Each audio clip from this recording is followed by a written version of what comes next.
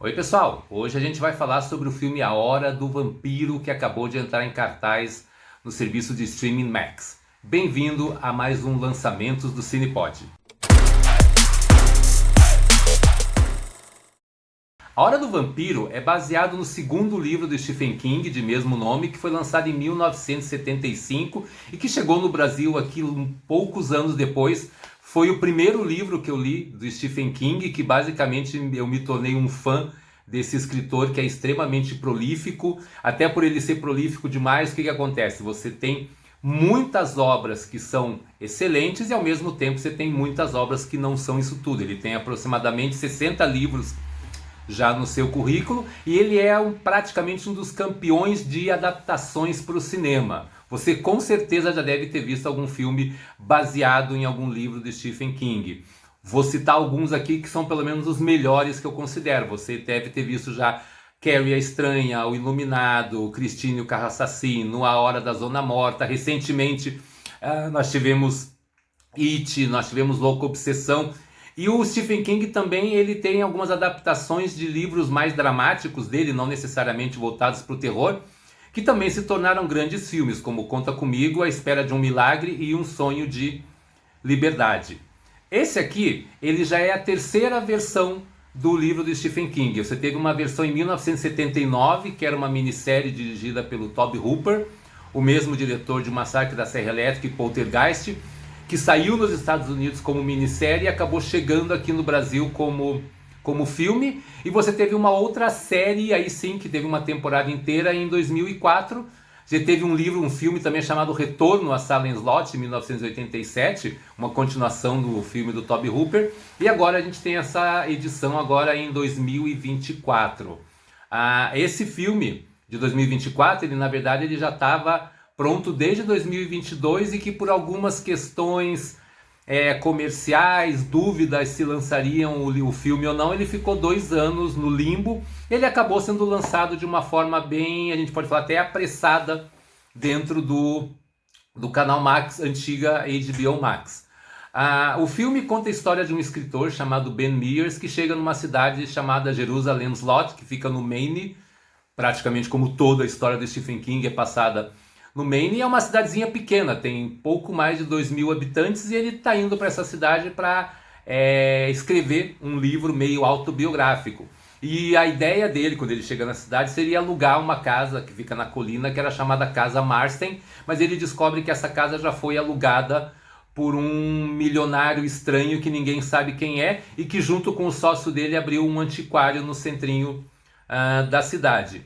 Aos poucos, esse escritor começa a perceber coisas estranhas acontecendo, como, por exemplo, pessoas que estavam mortas começam a ressuscitar e crianças começam a desaparecer. Aos poucos, a verdade vai sendo revelada, que temos um vampiro na cidade e esse vampiro está se alimentando das pessoas na cidade. O livro de Stephen King, ele é extremamente sério, ele é uma narrativa sisuda, ele é um filme, ele é um livro, né, que você realmente fica, apesar de ser o segundo livro dele, é um livro assim que ele pega muito você justamente por conta do peso das ações e das consequências do que está acontecendo.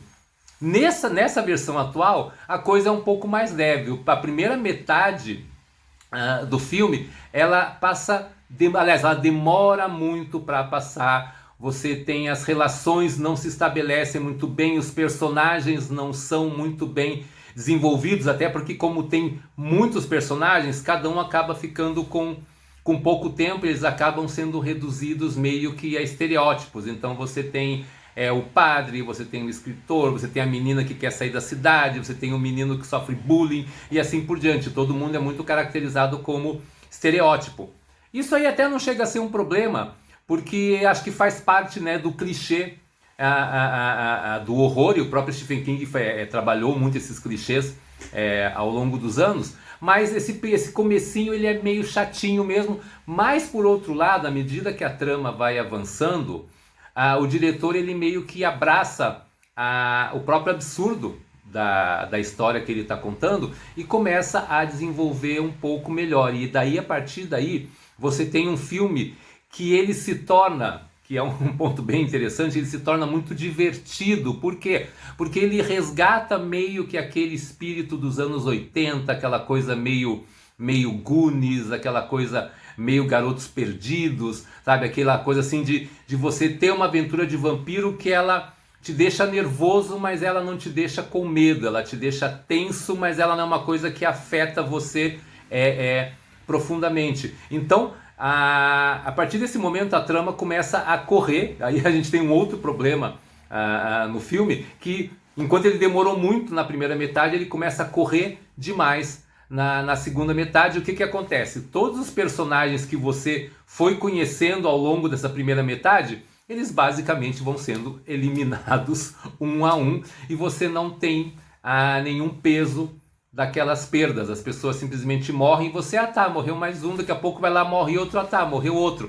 E por aí vai. Ainda assim, acho que ele é um filme que ele diverte bastante, porque ele é visualmente muito interessante. Acho que o diretor ele aproveitou muito a questão dos efeitos visuais mais modernos, sabe? Ele não tem aquele charme oitentista meio rústico do filme do Tobe Hooper, mas por outro lado, o diretor tem algumas tomadas, tem algumas sequências extremamente criativas, fazendo com que o filme se torne uma grande diversão. Ele muda diversos aspectos do começo, do fim, principalmente o clímax do filme é completamente diferente do que você tinha dentro do livro, mas também, de novo, isso não importa, porque livro é livro e filme é filme, e se chama adaptação justamente por isso, para você não precisar fazer exatamente igual.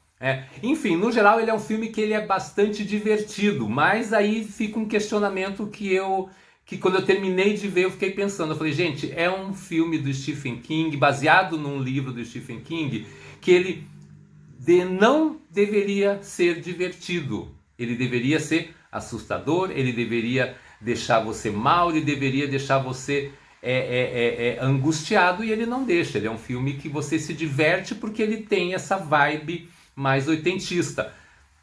Incomoda um pouco? Talvez, para quem é muito purista do Stephen King. Eu, por exemplo, eu compreendo perfeitamente que você tem versões, aliás, que as versões podem ser completamente diferentes. Então, se o diretor quis ir numa linha mais aventura e menos terror, eu não vejo problema, sabe? Realmente ele tem esse começo que é mais complicado, que é mais chatinho, mas em compensação, o terceiro ato, os últimos 30 minutos, eles passam correndo, sim, passam correndo, e infelizmente tem essa questão dos personagens que vão desaparecendo muito rápido, mas ao mesmo tempo ele é uma diversão que eu acho extremamente competente no que ele se propõe. Não é um grande filme, eu acho que ele não vai marcar como uma das grandes adaptações do Stephen King, mas é uma obra que vale a pena ser vista para quem gosta do tema vampiro e para quem curtia aqueles filmes Hora do Espanto e todos os similares que eu já citei. É isso aí, pessoal. Espero que vocês tenham gostado dessa nossa conversa. Assina aí o canal da Tribuna, deixa o like no nosso vídeo e até a próxima.